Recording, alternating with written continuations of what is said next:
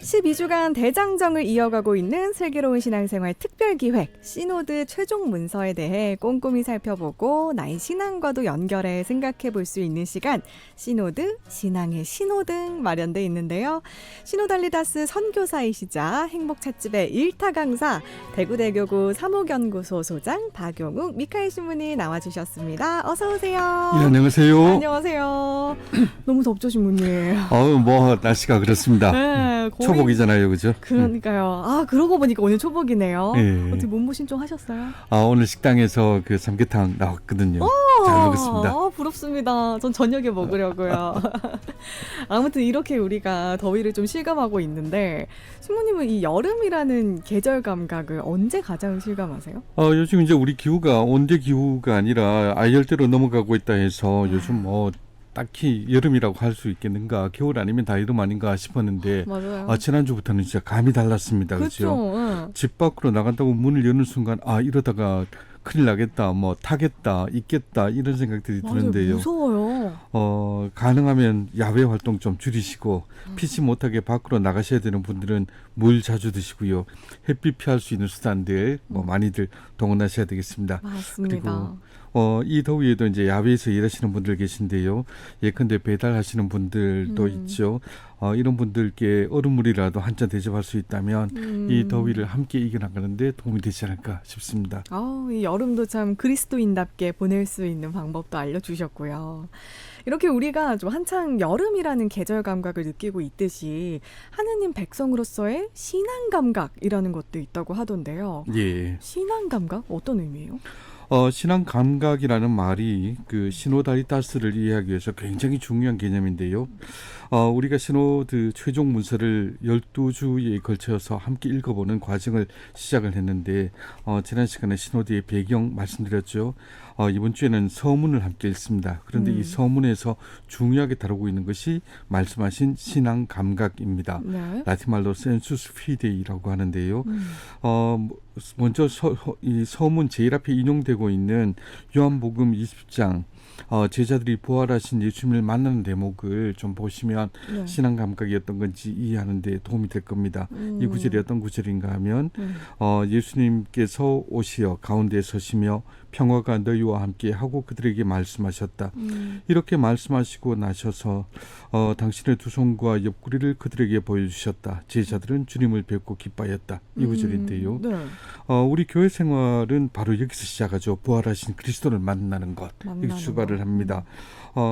길을 잃은 것 같을 때 그 대체하는 좋은 방법은 원래 출발했던 지점으로 다시 돌아가는 것. 많이들 그러시잖아요. 그렇죠. 과거의 사회를 이끌었던 교회가 지금 변화하고 있는 세상 속에서 오히려 세상에서 뒤처지는 것처럼 느껴지는 게 오늘날의 분위기가 아닌가 싶은데요. 네. 어쩌면 길을 어디서 찾을까 고민하게 되는 그런 시점이라 할까요? 그래서 이제 출발점으로 돌아가는 의미에서 제자들이 부활하신 예수님을 만나는 장면, 이걸 이제 최종문서에서도 언급을 하고 있습니다. 네. 이 요한복음 장면 안에 신앙의 감각이 무엇인지를 알 수 있게 하는 내용들이 있죠. 제자들이 예수님을 만나서 힘과 용기를 얻고 부활을 선포하는 교회로서 삶을 시작하는 이 대목을 보면요. 네. 예수님을 팔아넘긴 유다를 뺀 11명의 사도들 가운데 딱 한 사람이 이 자리에 없습니다. 누구시죠? 토마스였죠. 그렇죠. 예수님의 옆구리에 손가락을 넣어보고 자기 눈으로 확인해야만 믿겠다던 토마 빠졌습니다. 무척 합리적인 분이었고요. 똑똑한 분이었는데 다른 제자들과 다르게 처음에는 예수님의 부활을 체험하지 못했어요. 왜 그럴까요? 그게 궁금하긴 했어요. 어디 갔나요? 너무 똑똑하고 합리적이라서 그럴까? 그렇지는 않을 것 같아요. 왜냐하면 토마가 똑똑했다 해서 다른 사도들이 안 똑똑하다는 건 아니잖아요. 그렇죠. 누가 참 미모에 누구다 있다 해서 나머지가 다 오징어인 것은 아닌 맞아요. 것처럼 그렇죠. 맞아요. 그래서 그 토마와 다른 제자들 사이에 다른 점이 있다면 다른 제자들은 예수님께서 돌아가시고 난 다음에 모여서 그 슬픔과 실망과 두려움을 함께 나눴습니다. 그런데 토마스는 그 자리에 없었어요. 네. 함께 슬픔과 두려움을 나누는 그 자리에 성령께서 함께 하셔서 제자들이 부활을 알 수가 있었는데 토마는 자기 세계 안에 머물러 있었기 때문에 그렇지를 못했습니다. 이렇게 제자들이 함께 하는 가운데 예수님을 알아뵙게 하는 것, 이걸 이제 신앙의 감각이다 이렇게 어. 말씀드릴 수 있겠습니다. 함께 한다는 게 포인트군요. 그렇죠. 음. 그래서 요한복음 16장에서 진리의 영께서 오시면 너희를 모든 진리 안으로 이끌어 주실 것이다 이렇게 얘기를 하고 있고요. 요한의 첫째 서간에도 여러분은 거룩하신 분에게서 기름 부음을 받았고 모두 지식을 가지고 있습니다 라고 합니다. 그러니까 모든 세례받은 신자들, 교회 안에 들어와 있는 사람들은 기름 부음을 받았죠. 아마도 많은 분들은 기름 부음보다 기름 발음으로 기억하시겠지만 맞아요. 모두가 하느님을 알아볼 능력을 받았다는 것입니다. 똑똑한 사람 몇몇, 특별한 사람만 하느님을 뵙는 게 아니라 말이죠. 네, 참 우리 성당 안에서도 내가 낸데 얼마나 많이 해요. 네, 하지만 이런 신앙 감각은 나 혼자 뛰어난 그런 감각이 아니라는 아니죠. 거. 함께 하기 때문에 생기는 것이죠. 그렇군요. 왜 시노드 최종 문서 서문에서 이렇게 언급되는지 알 것 같습니다. 그렇다면 뭐 시각, 후각, 미각, 촉각, 청각도 아닌 이 신앙 감각이 왜 우리 신앙인들에게 중요할까요? 신앙의 감각은 단순히 감정이나 느낌을 말하는 것은 아닙니다. 뭐 달리 표현하자면 신앙의 분별력이라고도 하겠고요. 영성적인 식별 능력 아니면 믿음에 대한 직관 이렇게 표현할 수가 있겠는데 이걸 정리해서 말씀드리자면 성령의 인도로 신앙의 진리를 직관적으로 식별하고 받아들이는 능력이다 이렇게 말씀드리겠습니다. 그럼 직관이 뭐지?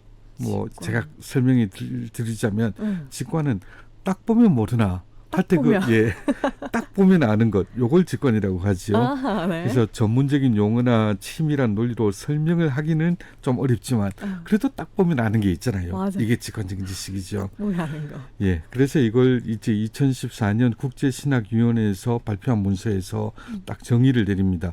문서 제목 자체가 교회 생활 안에서의 신앙 감각인데요. 네. 여기서 신앙 감각을 어떻게 정의하는가 하면 성령의 연총으로 모든 신자가 복음의 진리를 인식하고 받아들이며 살아가는 초자연적 식별 능력 이렇게 얘기를 합니다. 네. 사실 우리 모두가 신학자가 되고 전문가가 될 수는 없어요. 그죠?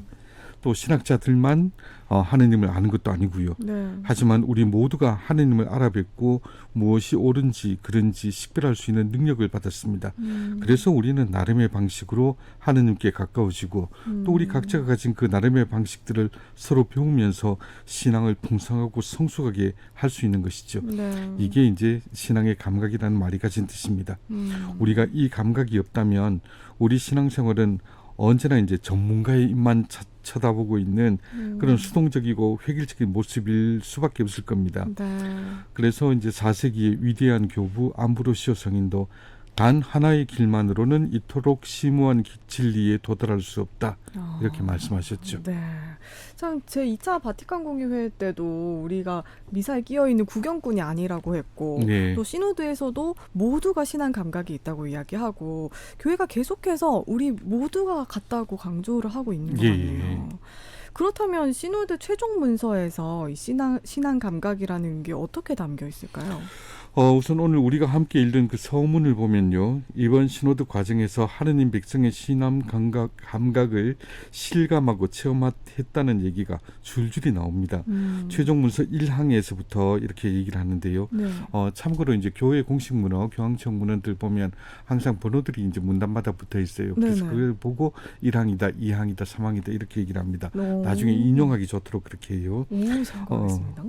그래서 이제 그 1항을 보면 그들처럼 우리도 이번 시노드 총회에 참가하면서 그분의 자비가 우리를 감싸고 그분의 아름다움이 우리를 어루만지는 것을 느꼈다.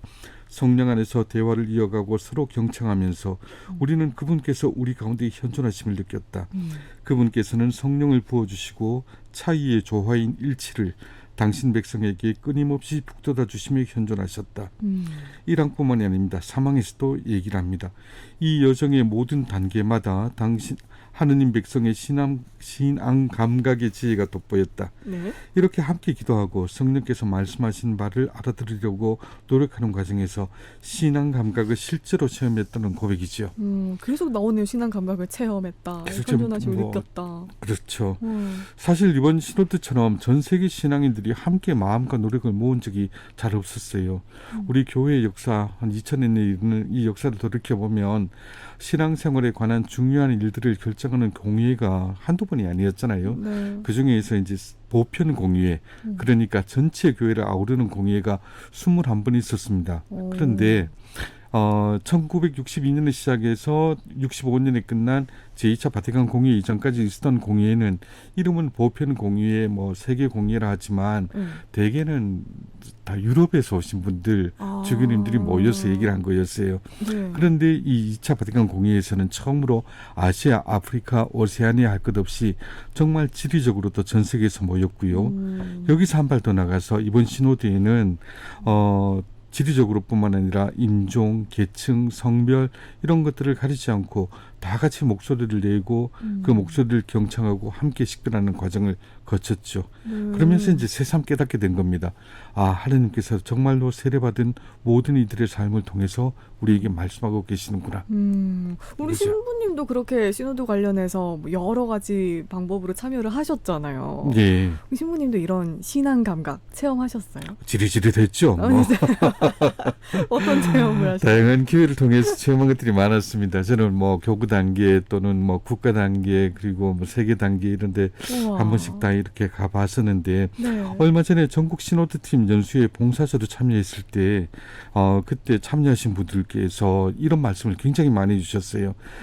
뭐라고 하셨나 하면 이게 되네. 라는 말씀이죠. 저도 그랬습니다. 처음에 이제 시노드 함께 가는 길 이게 정말 될까? 성령 안에서 대화하면 뭔가 결실이 나올까? 저도 이제 반신반의하는 마음이었는데요. 해보니까 이거 되네, 이거 되네 그렇게 됐었어요. 성령 안에서 대화를 하면 정말 진심에서 우러나오는 말을 들을 수 있을까? 같이 기도하고 나누고 식별하면서 위로와 희망을 발견할 수 있을까? 그런 생각을 저도 가지고 있었는데요. 시노드 관련 일을 해가면서 이게 되네 하는 체험을 더 깊게 하고 있습니다. 그 맛에 계속 시노달리다스 이야기를 하게 되는 것 같아요. 그렇군요. 근데 진짜 좀 궁금하기는 했어요. 저희도 이렇게 신부님께 성령 안에서 대화가 뭔지 배웠지만 네. 이게 해본 적이 없으니까 예. 들으신 분들도 좀 현실에서 대화해봐라. 그게 뭐 되냐 뭐 이런 반응들이 좀 있었는데 네. 그게 된다는 거잖아요. 정말 해보시면 됩니다. 안 해보니까 오히려 겁이 나고 될까 싶은데 네. 해보시면 된다 이게 됩니다. 그렇군요. 또 그 이야기도 차차 들을 수 있겠죠. 배우고. 예. 좋습니다. 아무튼 이 보편교회가 모여서 의견을 나누는 거는 좋은데 그렇지만 보면은 한 가족 안에서도 생각, 신념, 가치관이 다 다르잖아요. 근데 이렇게 하나의 결과를 도출해서 시노드 최종 문서에 넣을 수가 있었나요? 어떻게? 시노드 대화 방법이 이제 성령 안에서 대화입니다. 이 대화법이 큰 역할을 했는데요. 처음에는 저도 이제 이 대화법 자체가 갖고 있는 어떤 힘이 뭔가 있지 않을까라고 생각했는데 자꾸 하다 보니까 이제 느끼는 게 있어요. 이 성령 안에서 대화는 기도로 시작해서 중간중간에 기도를 바치고 또 기도로 마무리하게 됩니다. 그러니까 어떤 대화의 기법 자체가 우리한테 뭘 주는 거라기보다는 한 자리에서 우리가 한 마음으로 함께 기도했을 때 거기에서 일어나는 뭔가가 있다 하는 거. 이 기도의 힘이 아마도 그 통합되는 하나로 뭉치게 하는 일치하게 하는 힘이 아닐까 싶습니다. 그냥 마냥 뭐 경청하기, 공감하기 이것만 있는 게 아니군요. 예. 좋습니다. 그럼 그런 의미에서 더 자두의 대화가 필요해 듣고 이어갈게요. 아네스의 행복 찻집 수요일에 만나는 슬기로운 신앙생활 시즌3 교구 사목연구소 소장이신 박용욱 미카엘 신부님과 시노드 최종 문서와 신앙 감각이라는 주제로 시노드 신앙의 신호등 두 번째 시간 함께하고 있습니다. 시노드 과정에서 성령의 이끄심이 중요하다는 말을 참 많이 하잖아요. 예. 근데 이게 내 생각인지 아니면 성령을 통한 하느님의 뜻인지를 어떻게 식별할 수가 있을까요? 맞습니다. 이제 그런 어려움이 있습니다. 그래서 이제 시노드 과정이 순탄하기만 한 것은 아니었어요. 시노드 이름으로 모이고 대화할 때마다 늘 감동과 벅찬 기쁨이 있는 것은 아니었기 때문에 최종 문서에서도 얘기를 합니다. 우리는 이 여정에서 피로감과 변화에 대한 저항감을 느끼기도 하였고 하느님 말씀을 듣고 식별하기보다 우리의 생각을 앞세우려는 유혹도 경험하였음을 숨기지 않는다. 사실 시노드뿐만 아니라 신앙의 이름으로 함께 모인 곳에 늘 경험할 수 있는 일이죠. 뭔가 어떻게 좀 새롭게 해보자. 지금까지 하던 방식과 달리 해보자. 이걸 왜 꼭 이렇게 해야 되냐라고 얘기를 하면 뭐 원래 그런 것이다. 그냥 따라라. 이런 김 빠지는 목소리도 있고요. 네. 또 기존에 뭐 해오던 방식을 그대로 갖고 가려는 분들도 계시고 또 때로는 공동체에 대해서 새로운 것들을 제안하고 이렇게 새롭게 해보지 않는데 너는 뭐 잘하느냐, 너는 완벽하냐 식으로 인신공격 비슷하게 맞받아치는 일도 있습니다. 맞아요. 예, 그러다 보면 오히려 공동체에 분열이 생기기도 하고 잘해보려는 마음이 차갑게 식고 너는 너대로 나는 나대로 하는 식으로 등을 돌리는 일도 생기죠. 입을 다무는 일도 있고요. 지금도 눈앞에 그려져요. 예. 예전에도 그런 얘기를 한번 들었는데 오랫동안 신앙생활을 하면 할수록 더 생각이 유연해지고 너그러워지는 분도 계시고 또 가끔은 더 경직되는 분들도 있습니다. 우리가 이걸 성경에서도 볼 수 있는데 루가복음 15장에 나오는 자비로운 아버지 비유 있죠. 네. 여기 나오는 큰아들 있지 않습니까? 네네네. 작은 아들이 아버지 유산을 미리 받아서 그 재산을 당진할 때까지 방탕하게 살다가 거지꼴이 되어서 돌아오는데 아버지는 달려가 맞이해 줍니다. 그리고 잔치를 베풀어 주시죠. 네. 그러니까 큰아들이 어떻습니까? 어떻게 그럴 수가 있냐고 이제 삐쳐죠. 그쵸. 예. 예. 왜 그럴까요? 그 이유는 뭐 아무래도 두 가지가 아니겠어요. 첫째는 나는 회개할 필요가 없이 옳다. 뭐 이런 자기 확신이 너무 강했고 둘째로는 아버지의 자비로운 사랑을 생각하지 못했기 때문이 아닐까 싶습니다.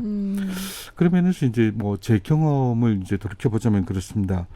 저도 이제 사춘기를 겪을 때 왜 내가 성당에 가야 되지 하고 의문을 가졌던 적이 있었어요. 진짜요? 예, 어릴 때 어머니 손에 끌려서 성당 가겠는데 내가 왜 이걸 그 부모님의 강요를 받아서 해야 되나 이럴 때가 있었습니다. 오. 그러면서 신앙으로부터 조금 멀어지는 그런 시기가 있었는데 네. 그렇게 있다 보니까 제가 자꾸 좀 이상해지는 게 느껴져요.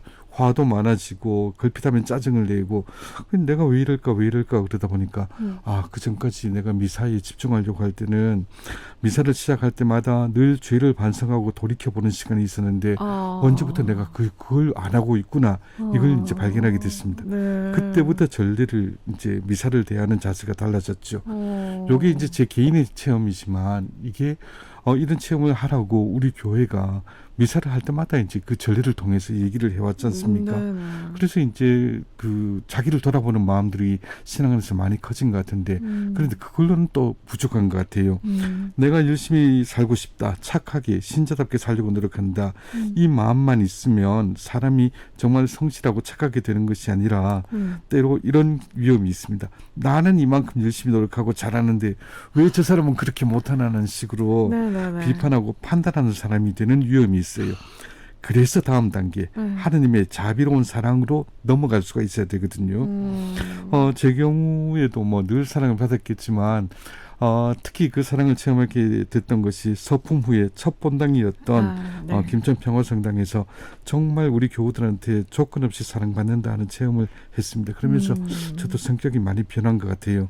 그래서 정리하자면 나는 늘 회개가 필요한 사람이라는 것, 또 둘째로 이 부족한 사람을 하느님께서 자비롭게 용서해 주시고 힘을 주신다는 것, 이 두 가지가 함께 가야 되는 것이죠. 네. 달리 말하자면 지속적인 회개와 하느님의 자비와 사랑을 놓치지 않으면 그 두 가지를 갖고 있다면 질문하셨던 어려움 이걸 넘어설 수 있다. 이렇게 최종 문서가 말하고 있습니다.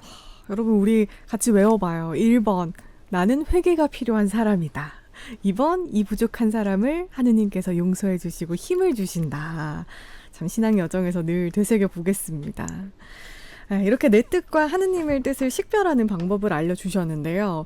그러면 말씀하신 이 신앙 감각이 시노드에서 강조하는 경청과 식별에 어떻게 도움이 될까요?